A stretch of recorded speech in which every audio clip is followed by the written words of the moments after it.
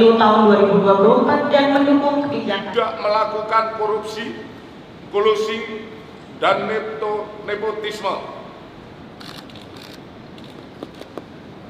Dengan integritas, saya kira ini juga bukan. Rekan-rekan, sebelum saya bicara lebih jauh, karena memang ini terkait dengan kelanjutan dari Rapim TNI Polri, menindaklanjuti kebijakan dari arahan Bapak Presiden untuk menghadapi perkembangan lingkungan strategis di tahun 2023, sehingga mau tidak mau kita dari jajaran institusi Polri harus betul-betul bisa mengawal apa yang menjadi kebijakan beliau. Di sisi lain, kita juga harus mengawal berbagai macam kebijakan, mulai dari kegiatan yang terkait dengan event internasional, yang tentunya ini juga ada risiko-risiko.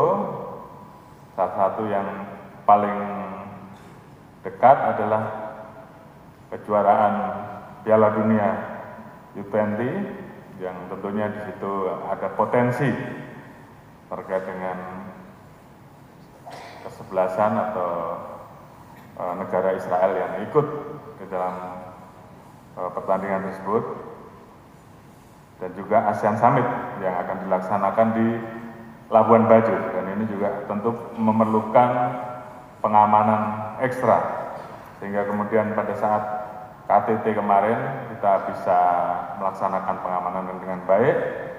Di Labuan Bajo pun kita juga harus bisa melakukan hal yang sama, sehingga mau tidak mau kita harus berjuang, dan ini semua harus dilakukan di semua satker, di semua fungsi yang ada di kepolisian, sehingga kemudian ini semua bisa saling memperkuat.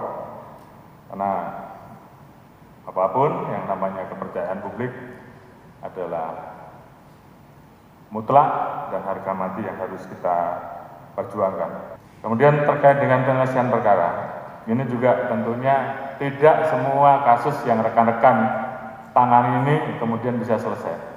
Namun pada saat tidak selesai, karena memang mungkin itu bukan kasus pidana, atau mungkin karena alat buktinya kurang, ini bisa dikomunikasikan. Pada saat berproses, pelapor tidak mengalami kesulitan karena ada sumbatan komunikasi.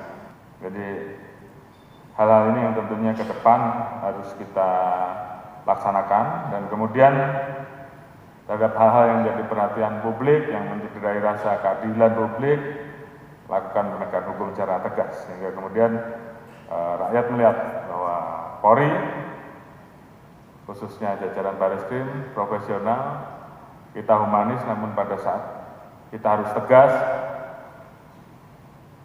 kita mampu. Hal-hal yang tentunya berdampak negatif, perilaku menyimpang, mau tidak mau harus kita hindari semaksimal mungkin. Rekan-rekan harus ikuti, awasi, dan sebaiknya dari awal lakukan pemetaan, kemudian bagaimana kerjasama dari teman-teman yang ada di Gakumdu dan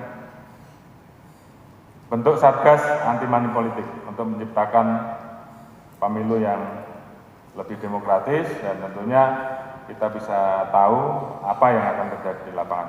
Melakukan polling system, take down bila diperlukan, kerjasama dengan Menkominfo, dan kemudian juga melakukan penegakan hukum pada waktunya. Kalau memang di situ memang kita anggap bahwa itu berbahaya, rawan, sifatnya sara dan memecah belah persatuan demi kesatuan, dan kita harus mengambil langkah tegas, ya kita betul-betul sudah bisa mapping dengan baik.